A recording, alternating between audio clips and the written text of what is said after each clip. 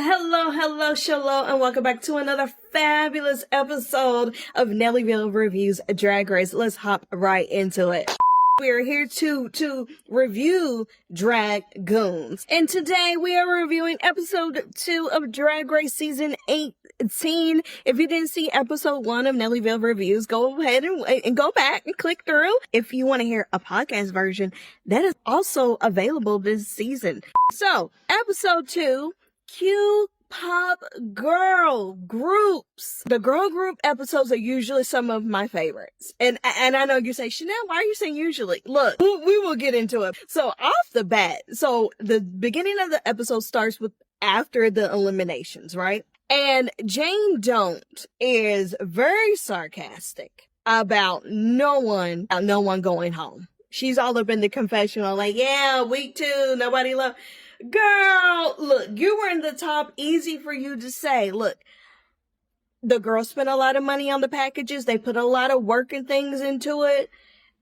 I'm okay with the girls getting a little bit of extra time. You know, this is when I start to realize, like, I really like Jane, but, you know, at first, but it's something about her attitude is just really turning me off. And I'm sorry, and maybe it'll turn around. It's not taken away from her talent or anything, but the attitude, I thought we were going to get something different from Jane. Athena and the other girls are congratulating Nene and Vita on being top 2 and Nene's win. Then all of a sudden, here go Mia as, how does it feel to win after most of the girls thought you weren't? It sounds like a producer prompted question type of thing. Like, why can't you just congratulate somebody on their win? Why do you gotta be like, how's it feel to win when nobody thought you were going to? We love some shade and we love some drama. Discord is still visibly, remember, she was very plucked, very bitter boots last week off of Nene's win. And, you know, and this is still last week. We're just seeing after the elimination this week. You know how it goes. Discord's very like, I don't know how she won. How come I didn't win? She was very bitter. And then Nene, I like that she quotes Jinx and says, water off of a duck's back. And I'm like, okay, that's a great response. Of course, here go Jane. Had some smart aleck remarks towards Nene's win. Baby, like I said, I'm over Jane's attitude. Mandy says, just wait for the performance part of the competition because that's where I'm strong. I'm like, okay, we gonna see. She was like, we got this little design challenge on the way, baby. Let's really wake it up. It is the next day in the workroom, and they all are standing around the table. The girls are talking about being older queens. Once again, they're putting a lot of emphasis on it. I'm not mad, because we've had a whole lot of baby queens, especially the last couple seasons. Been very, very baby, very, very fresh, I've been doing drag for 2 months. And, you know, we got a little season, which is funny because... Is it really season? I mean, it's still a bunch of girls in their 30s, but I mean, I guess it's better than a bunch of 12-year-olds. Not better, but different perspective, and I can appreciate it. But let's be clear. There's still a lot more seasoned queens out there that we need to get on the show, but that's another conversation for another day. The rules. The Rue mail pops up. Girls run over to the screen, you know, the little Rue message thing. And then Rue comes into the room. Once again, love the suit. Rue always looks good, but this season this is one of those seasons where Rue and the team took some notes. You can tell they really, this is, I feel like it gets better and better, but this is going to be really one of the top fashion seasons, I feel like, for Rue in and out of drag. That's just me. Rue tells us what the Maxi Challenge is. The girls will be competing in 3 Q-pop girl groups, and Q stands for quintessential queer queenie. Okay, I can dig it. I'm here for it. So the girls have 3 tracks to choose from. The first one being Funk Almighty, which is a disco track inspired by Sylvester. And then there is the Go, Go, Go pop track inspired by Wham, and Cherries, which is a punk rock track inspired by the Runaways. NeNe and Vita get to pick their groups. The girls that aren't picked form the third group. The leftovers is such a shady term, but that's what they were calling them, not me. I'm just saying. So NeNe gets first pick because she won, and in her confessional, she says, going for the win. If feelings get hurt, then feelings get hurt. And I'm like, okay, that's a good strategy. Like, you got to play the game to win. But it wasn't like in a catty way. It was just like a friendly competition, competitive way, NeNe picks Mia, Sierra, Mikey, and Kenya. And then Vita picks Briar, Juicy, Discord, and Jane. Now they go back and forth, and then that's who they picked. That's who they ended up with. When Mikey was picked, she says, I do, which I thought that was funny when Mikey got picked. Athena was a little thrown off that nobody picked her. Baby, she was gag gooped, gopped, and everything in between. She could not believe that no one picked the mother of drag. How dare they? She was plucked. Baby, she was plucked. NeNe in the confessional says she sees the death stare in Athena's eyes and doesn't feel like she'll be a team player, and that's why she didn't pick her. Because the more the other girls would get picked, Athena was just like, I know y'all playing games. Why is everybody getting picked for me? The third group ended up being Dee, Darlene, Mandy, and Athena. And poor Mandy. Mandy looks so sad. I just wanted to give her a hug. So the girls are in their groups, and Athena, like, she just she doesn't even want to be a part of the group hug. The girls are left over are like, you know what, it's okay. We're in our group. We're going to do a group hug. Athena was like, I can't believe, but man, it was so funny. It was so funny to me. I'm sorry. Rue explains the rules. The girls have to write their own verses. They have to plan their own looks, and they have to do their plan and make their own choreography routine. The girls have and then the girls have to decide which track they want. So Rue's like, here's these 3 tracks. Y'all have at it, figure it out, make it do what it do, right? And then Rue tells them there will be a lip sync for your life, not a lip sync for the win. So don't get cute. Last week was just, a first week thing. But somebody really is going home today. So, keep that in mind, girls. Athena is like, I gotta slay. These girls didn't want to pick me. Now I gotta slay these hoes. Now I gotta slay them. Because they didn't pick me. Now I gotta win. Okay, girl, we'll see how that worked out. The girls gather round. Rue leaves the little workroom, and the girls gather around. They sit on the couch, and they're listening to the songs, and each group decides what song they want. Vita and Briar speak up right away. Athena is proclaiming her group should get first pick, which, considering, no one picked them, I think that will be fair. Like, let that group pick the song. Like, even though the team leaders are the only ones who pick something, but let the group who they weren't picked by a leader, they ended up being just in a group, left over. Yeah, let them pick the song. Cut to everybody wanted disco. All the girls are fighting over the disco track. Discord is trying to steer the group towards punk, because Discord, that's what she does. And her teammates are looking at her like, girl, like, shut up. Like, what are you doing? Like, we want disco. And Discord's like,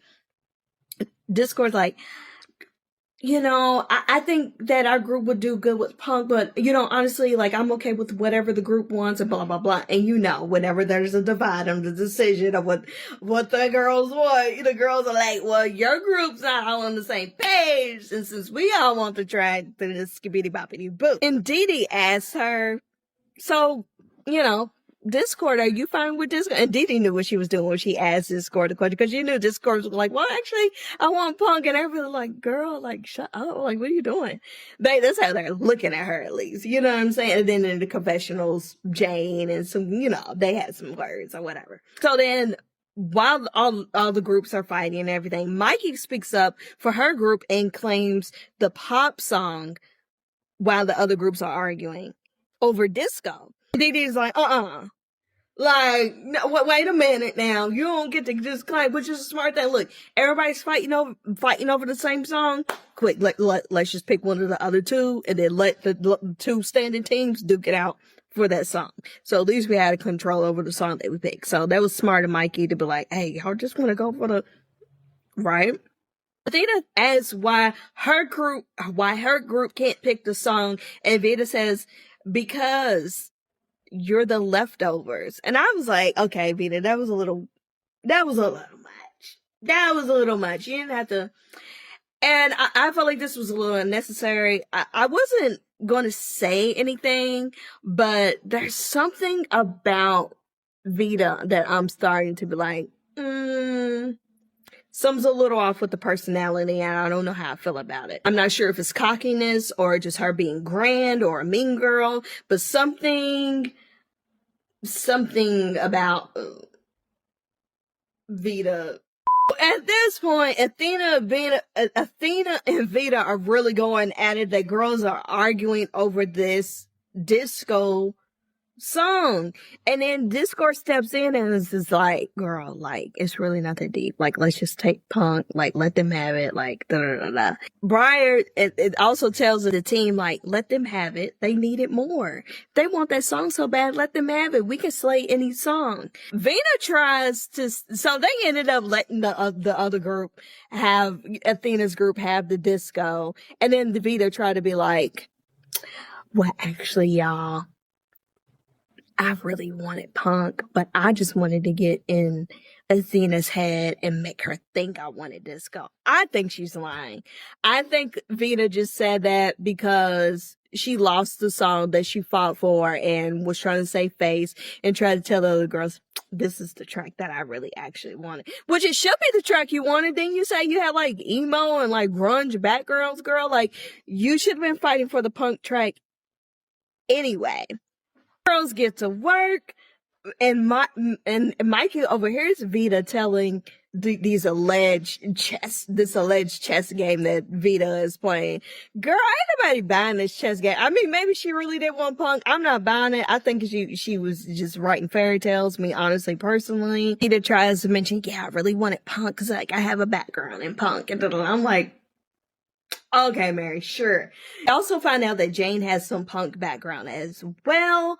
And Jane finishes writing her song early, so she helps her teammates write their lyrics, and Juicy needed help. I'm thinking, damn, girl, you couldn't sing, you can't write either. Like, you think you're just gonna lip sync your way to the top? Like, what do you do well? Quickly.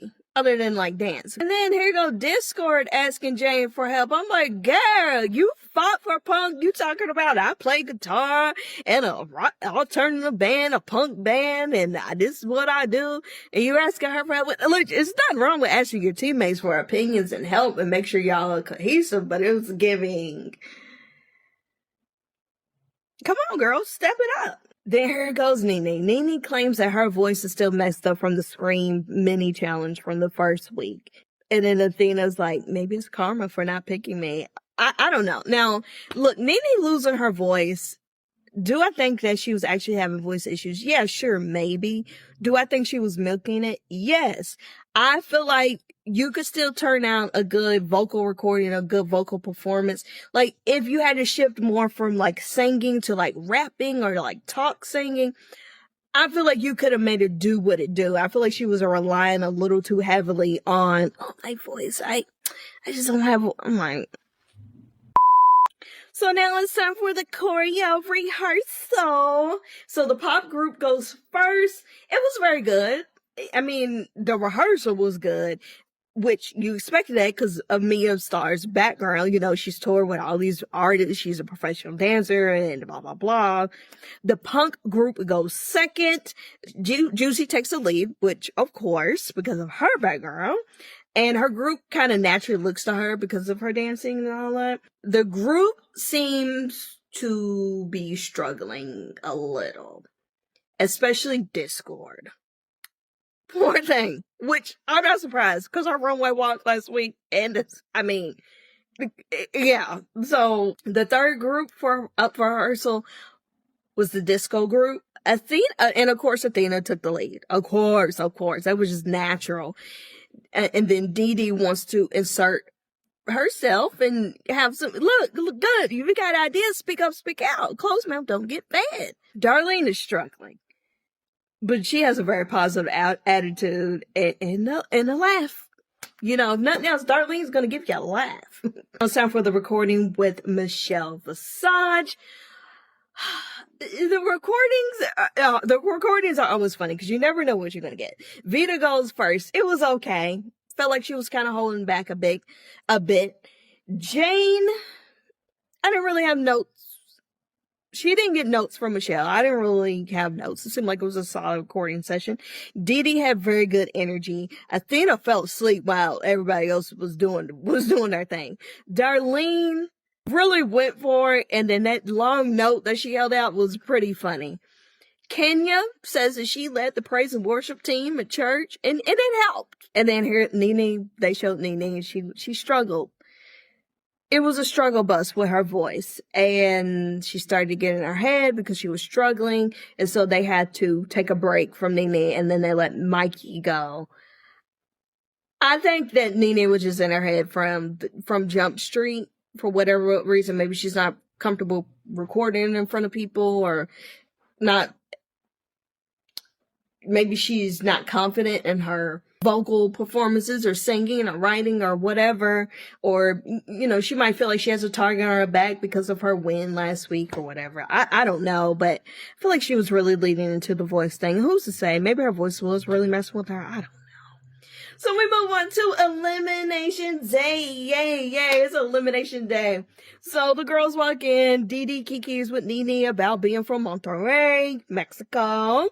We find out Discord plays guitar for a punk band. She might have said that in her Meet the Queens. Can't remember. Or in another episode. I don't know. But they talked about it on here. They all have a cute little kiki about Athena not getting picked. That was a nice little moment. And then Nene says, OMG, we're going to have our first mirror message. You know, the girls write a lipstick mirror message. Each girl that goes home, they write a lipstick mirror message. It's a tradition on Drag Race. And Nene was like, oh my gosh, we're going to have our first mirror message. And Mikey goes, oh my gosh, what are you going to say? and Nene was like, we're on the same team, girl. And Mikey was like, for now. So it was just very funny. I thought that it was cute. It was funny. Bring it to the runway. Runway. Drew looks stunning, of course. Michelle looks stunning. T.S. Madison. And then we have our guest judge, Dove Cameron. We love Dove. We know Dove. You know, we grew up with Dove on Disney Channel. If you've never seen Live with Maddie, if you've never seen Descendants, hello. She is Disney Channel royalty. She has some music out. She's been putting music out for a few years. Side note, I feel like Dove Cameron is going to have like a Sabrina Carpenter trajectory where she's going to keep grinding. She's going to keep being consistent. And then people are going to wake up on her because she's T. And I feel like y'all sleep on her right now. But she will have her moment. We love Dove. She's a very unproblematic queen, and she looked really, really cute, really, really good. And yes, love Dove. Time for the performances. The first group to go up are the Studio 50 whores performing Funk Almighty. And this is Athena, Mandy, Darlene, and Dee. It wasn't good. It wasn't good. It wasn't awful, but it was not good. It got better as it went on. Athena gave predictable. Not bad, but not fresh in any particular way. Darlene's performance carried. To me, Darlene's performance carried. It was super funny, but the look needed a little bit of help. But her hair and makeup were cute. Mandy did pretty well. Not mad about it. I like the energy. I liked it. I'm saying I like this because the judges had a little bit of wavering critiques on me, but the overall consensus was it wasn't where it needed to be, and it didn't serve what needed to be served as a disco song inspired by Sylvester. I said that Dee may have been the best in the group just because she brought a different cadence. She also had decent lyrics, and I enjoyed her overall presence. Now, hold on to that thought for later on. You know, a lot of times in these girl group challenges, everybody raps in the same cadence. They're like, Dun, dun, dun, dun, dun, dun. Hello, Rue, give me the crown. I'm the queen. Who is she? She is nothing. I'm the tea. Okay. Woo-ha. It's everybody raps the same way. Like, it was cute the first few Drag Race challenges on Drag Race, but come on, girls, let's give it a different cadence. Like, we don't all have to rap in the same rhythm, say cadence every time with the same recycled lyrics. Wake it up. Moving on, we had Glam performing Go, Go, Go. This is Nina, Mia, Kenya, Mikey, and Sierra. Mikey was for sure the standout of the group for me. I'm sorry, she just was. Someone said she didn't fit in. I felt like she was the standout, and the other girls were her backup dancers. This performance really wasn't that much better. I'm going to be so honest. It really wasn't that much better. It wasn't. The overall performance was mid. The lyric/vocal performances was less than that. Mikey saved the whole thing. To me, and maybe I'm biased towards Mikey, you know, her being inspired by SpongeBob and all, and I like her drag. Maybe I'm biased. I don't know. A lot of people had a lot of praise for Mia. Me personally, I expected more from Mia, considering her background. Sure, she had to teach the girls on her curve, but just even her personal performance, it didn't give to me, it didn't give the resume that she carries. It was good, but I wasn't seeing tour around the world doing this and that. I've been with Rihanna, but I didn't get that. And I wasn't really like enthralled by the vocal performance or the lyrics either. So, and all the looks, they were cute. They were fine. The first group, the looks were, I mean, it was, you know, it was what it was. I wasn't like blown away by anybody in particular. Then we come to the third group, the Tuckaways, which I love this name, and they were performing Cherries. This was Vita, Briar, Jane, Juicy, and Discord. This was the best group by a mile. Now, even though the other two groups, the first two groups, the bar was set really, really low, but I'm going to be so honest with you. They were really, really good. And because they were so good, it just made the other teams look even. But this was really, really good. It was good. Hands down, in every category, the clear winning group by miles. The most cohesive in the looks. Everybody else had cute looks. They kind of looked. This looked like a girl group. The looks went together. The performance level, like as far as the energy, the talent, I wrote wow, wow, wow to them all. And then if I had to pick a winner from this group, I would have to go with Briar. But I was fine with I said that I was fine with anyone winning from this group. But to me, Briar was the one to win. Jane in the confessional said that at first she wasn't feeling the punk track, but now she was glad that they got it. And feels like they turned it. And they did. In my opinion, they did. She wasn't wrong. So sometimes it pays to like let the other team have the thing, go and get the, cause Jane was like, man, I want to feel it. Now I'm like, yeah, this is exactly what we needed. But I will say overall, now the third track sounded the best of all, but even just all three, if I'm being honest, you could tell the producers and the engineers struggle putting together these 3 songs. I don't know if it was because of the vocal performances. I don't know if it was because of time. I don't know. But they weren't the best produced songs. They weren't awful, but we definitely have heard better on Drag Race. So we're going to bring it to the runway. The runway. The theme of the runway is your neck, your back, your blank, and your crack. You know what I'm saying? A look that shows off your favorite body part. Okay, cute theme. We had Athena showing off her back. For Athena's look, I didn't mind it. It was very good, classic drag. Was I completely over the moon about it? No, but it was a good look. It was well done. Wish I had a little more of the boob, but I'm not mad about it. Darlene showing off skin, darling. Now, Darlene, This was fine for the club. This was fine for, there was a time and place for this. I just wasn't completely sold on it, to be honest. It's perfectly fine. I just wasn't completely sold.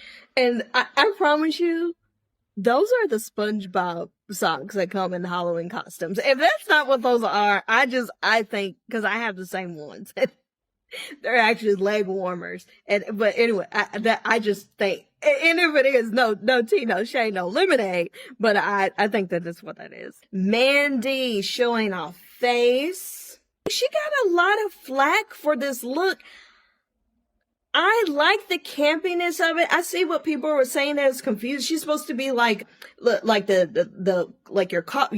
Nana's coffee table where she has like the portrait and her little knickknacks, her legs and feet are supposed to be like the legs.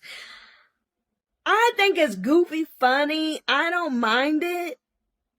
But the judges and a lot of people they didn't like it. I like that she had her boy self on the back of it. I didn't hate it. I didn't hate it that much. Maybe who am I? Dee Dee showing off her legs. I like the concept. Could have been elevated just a little more, but I'm not mad at it. I mean, you're showing off legs, so to come out in this big loofah cotton candy ball thing, I think it was pretty funny. It's pretty camp. It just needed to be a little more. Mia, her neck, back, her crack. I am over it. It is a great look. Don't get me wrong, it is a beautiful look. Do I think that she really sold her thing? No, because the parts that you were supposed to show off are covered in fabric. I mean, yeah, it's nude illusion or nude colored fabric, but I don't know. Maybe because it's just a little too reminiscent of Kim Kardashian. I don't really like Kim like that, to be perfectly honest and blunt. I don't know. It's just not, it's not innovative to me. I've seen it before. It's very well done, but it's not original. I'm sorry. Kenya showing off everything. This is a good look. My one qualm, we went through this last week with this word. My one issue with this outfit is how she tacked it up in the back of her booty crack. And I'm just like, why did you do that? Cause it does look like toilet paper or trailer. It wasn't, it took away from what the fabulousness of what this look could have been, which is also not that innovative, but it's really well done and it's beautiful. But the way that it was tacked on her behind, like, it just took me out. I'm like, girl, that was a choice. It was funny, but I'm like, girl, that was a choice. Sierra, the eyes. Now, this I liked. It was camp. It was glam. It was fun. It was very well done. This had the potential to look very cheap and very bad, but there was a lot of attention to detail in this that really, really made it work. And I liked it. It was one of my favorite looks of the night. Nene showed off the brain. You know, Nene, I appreciate the thought, but I didn't like the brain head. It was a little too, not gore for me, but because sometimes the gore drag can be cool. It was something about this eye burst. I don't know. I just didn't. And then there's no boob. And then the rouging made the hip look extra wide. I mean, I'm sure you padded, but then you didn't have a boob on. Like the proportions just taken out. If you had a boob and if something was slightly different with the brain head, I don't know. It was a great execution, it was just not for me, but good job. Face, beautiful. And then we had another leg, Mikey showing off her legs. Went a camp route. I like that she came out with the billboard and the leg went around. It was gimmicky. It was funny. It was perfectly fine. It did what it needed to be done. It made me laugh. Was it enough for a win? No, I mean, probably not, but it was good. You could tell a lot of thought went into it and I can appreciate that. I liked it. It was solid. Discord, back and crack. Lord have mercy, this walk will never get old, baby. I hope you are figuring out how to market this and take advantage of it because it is so funny. I didn't hate this look. I think her tattoos actually complement it really well. It looks very her. I'm not mad at it. Is it anything to write home about? I don't know. I'm not mad at it. It's perfectly fine. Perfectly fine. Vita the butt. Solid look. Not the most original, once again, but very, very well done. I love that hat, the mysteriousness of the hat down, covering the eyes where you just see the lip. Now, I would have loved it more if she would have did like a more pop of a lip, like a red lip or a glittery lip. Then I feel like that would, but just that standard drag matte lip, I was like, and that's just me being nitpicky. I don't like when the underwear sit on top of the tights and that you have like doll butt. Like, either make a wider bikini or don't do the thong thing. Cause a real thong, a real underwear goes in, you know what I'm saying? You're breaking the illusion. Briar, the finger. And another one head to toe covered up look, but I appreciate you can still see a little more of the face than what Mia Star did. Finger, you know, this is a perfectly great look. Do I feel like she already had this look and just wanted to use it and then was like, oh, I'll just say finger is my, like, it kind of seemed like you gave like, I just really want to wear this outfit and this is the only place I can figure out how to make it fit in my package. It's a stunning look, so I can see you doing that, but it is kind of gimmicky and fun to have this really long red finger and just have finger be your favorite body part. Perfectly fine. Jane, the mouth. Jane, don't. Better do. This is great. This was also one of my favorite looks of the night. Very camp, very well done. This is one of those, it could have went bad. It could have been very boring. It could have been very tacky. It could have been crafty. But this is executed very, very well. It's good. It's just good. And yeah. And Juicy, her left leg. This is cute. I like that one leg. I like the shininess behind the leg, making the leg pop out. The shoe is very, very cute. Of course, the mug is on point. This is cute. If I'm being nitpicky, the only thing is something weird with the corset. And I think it's because she doesn't have a boob on. Girls, you gotta wear the boobs. Because I don't think it's necessarily that the corset is too low, but it looks too low because she didn't have boobs on. So then it's like, there's like this protruding weird thing that's going on. But aside from like that nitpicky thing, very beautiful. And I like the story that she had about the leg. She, I guess apparently had surgery on the leg or something. And so it's her favorite body part because it healed better than ever. So had a cute backstory, cute look. Okay, Juicy. Now it's time for critiques. So Rue announces that we have a bottom team. The bottom team is the Studio 50 whores, which is Athena, Darlene, Mandy, and Dee Dee. Not too much of a surprise, but they are all up for elimination. So yikes. The top two are Mia and Jane. And I was just kind of like, okay, I guess. Now, I think Jane got boosted. Jane did really good in the challenge. She did really good. But I think, like I said, I would have picked Briar as the winner for the group just based off performance. I feel like she was like, she just had that little tiny extra something. But anybody from the group kind of won. But I think what bumped Jane up is her runway. You know, some weeks it seemed like it counted a little more than others. Y'all know how they go. Mia Star, I was like, really? Mia? Top 2? Really? I was like, maybe I need to go back and watch it, because I just would have picked, for one, I guess if you wanted to pick one person from each of the other groups, but honestly, I just would have picked two people from the punk group and called it a day. So during the critiques, Darlene, she breaks down and we get to learn a little more about her, and you know, she's glad to be amongst like-minded people and things, because you know, when she got sober, she went back to just doing drag in private in her room, and and it's just nice to be a part of community, so that was a nice little moment. The winner is Jane Don't, and she wins $5,000 hairs, darling. So, congratulations, Jane. Don't spit it all in one place, honey. And the bottom two end up being Dee Dee and Mandy, which, gag, because those were the two that I was like, I feel like they carried. But they ended up in the bottom. In the confessional, Dee Dee says she doesn't know if it's delusion, but she doesn't think the team was in the bottom because of her. And I agree. I didn't think that she should have been in the bottom for her team. But maybe it was because of the runways. That's one thing I can think of. Maybe it was because of the runways.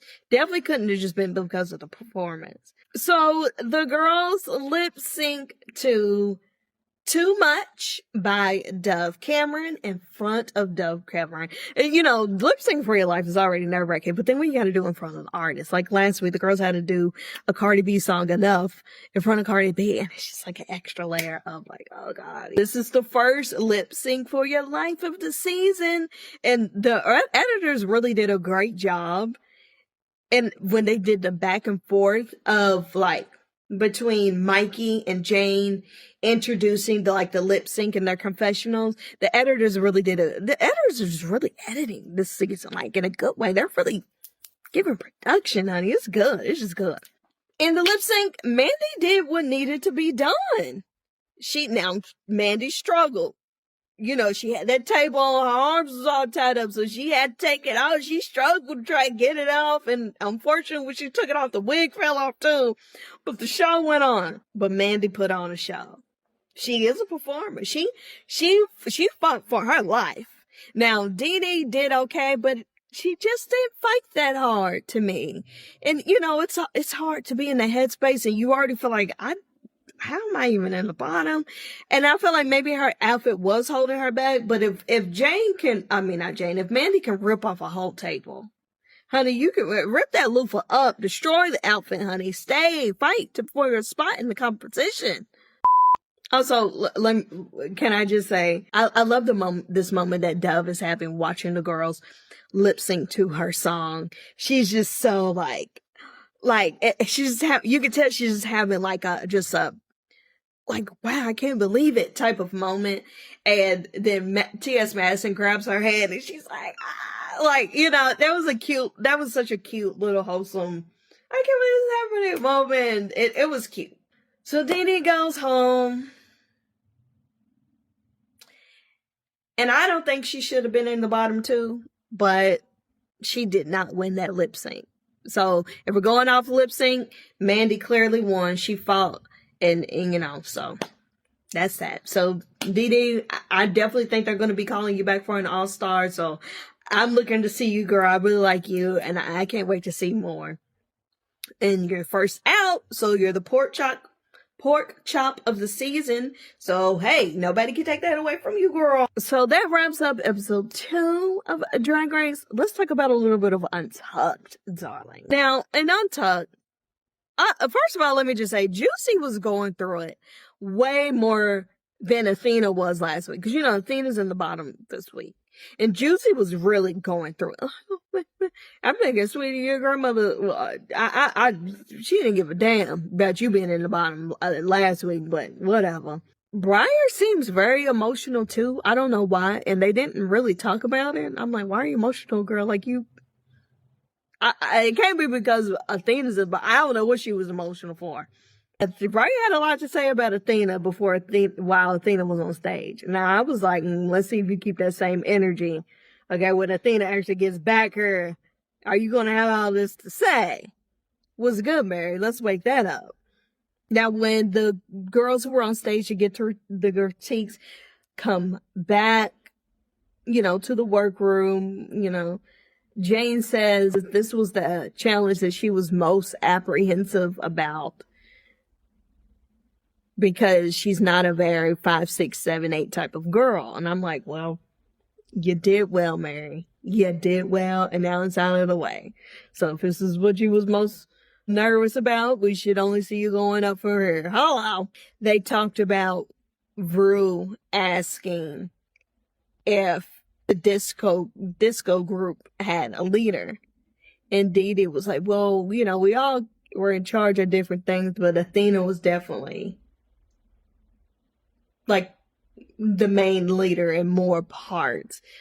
And so they kind of talk about that, and, you know, Athena, of course, kind of feels like she threw her under the bus or something, but you were, Athena, you were mainly the leader, which rather is baffling to me why you were not at the bottom, which, like I said, it had to come down to runways. It had to come down to runways. Vita asked Athena if she would have changed songs, even though she fought for disco, like seeing how everything turned out. Vita's like, would you have fought this hard knowing what you know now? And Athena says that she would have kept the same song, which, what are you gonna say now? Like, of course you gotta double down, but like, yeah, that's still what I wanted. Like, I didn't expect Athena to be like, no, actually, no, I would have just, like, okay. Now, after watching this Untucked, it seems like Briar and Athena are warming up to each other. Sisters fight, right? One thing I was missing, unless I missed it, but we didn't get a sit-down moment from Dove Cameron. You know, normally the guest judge will come to the back. Now, last week they did it in episode 1. They didn't do it in Untucked, but they showed Cardi B and her glam squad come back and have a one-on-one with the girls. But they didn't do it in the main episode or in Untucked. So I don't know if that was a planned thing. I don't know if it was an editing thing. I don't know if we're going to get it later in the season or something. But I was looking forward to seeing Dove come back there and kiki with the girls. But we didn't get that. And that's okay. We love Dove. That wraps up Untucked for episode 2. Before we go, I'm going to give my top 5. My updated top 5 are as such. Who I think is on the trajectory of winning. In no particular order, I've got to go with Jane, Mikey, Briar, Vita, and Nene. Those are my tops right now. Those are my tops. So, but we'll see. We still got a long way to go. Anyways, with all that being said, thank you so much for watching this episode of NELLYVYLLE Reviews Drag Race, Season 18, Episode 2, and Untucked. If you want to hear the podcast version, it will be uploaded on this channel as well, or anywhere you get your podcasts. Go ahead and binge watch my other seasons of NELLYVYLLE Reviews Drag Race. And also, don't forget to tune into the regular episodes of just NELLYVYLLE, me having a kiki every Friday on the podcast. Okay, darling? You know, keep up with the girl. Follow me so you can keep up with all this great content, darling. Anyways, let me know in the comment section down below how you feel about all of the tea, all the drama, all the wins. Dee Dee going home. Anyways, Dee Dee, we love you so much, girl. Much love. We'll see you on All Stars. And with that being said, bye.